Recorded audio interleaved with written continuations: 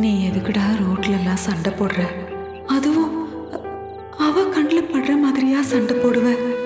உங்களுக்குள்ள இருக்கிற விரிசல் இன்னும் அதிகமாக தாண்டா ஆகும். அத்தை, நான் தப்பு பண்ணல. என் கண்ணு முன்னாடி எங்க அண்ணன் ஒருத்தன் அடிக்கிறான்.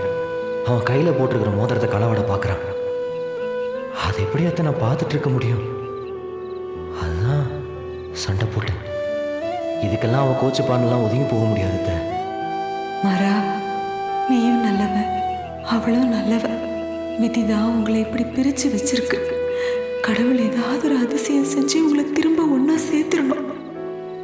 எல்லாம் சீக்கிரம் சரியாயிடும். என்ன பார்த்துட்டு இருக்கு அத்தை? வாடா வா.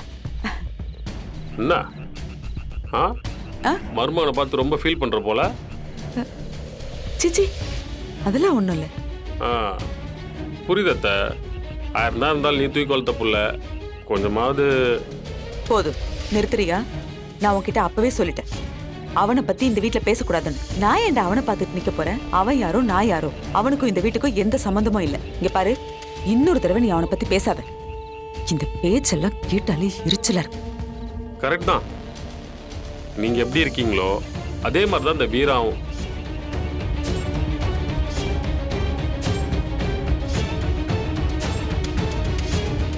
பாவம் அத்தை, இவ்வளவு நேரம் ஒரே புலம்பல். இவன் ரோட்ல அங்கங்க கலாட்டா பண்ணிட்டு இருக்கானா, குடிச்சிட்டு வேற சுத்திட்டு இருக்கானா. அதை வீரா பார்த்துட்டு ரொம்ப ஹர்ட் ஆயிருக்காங்க. நான் தான் சொல்லி புரிய வச்சு சமாதானப்படுத்தி தூங்க வச்சுட்டு வந்தேன்.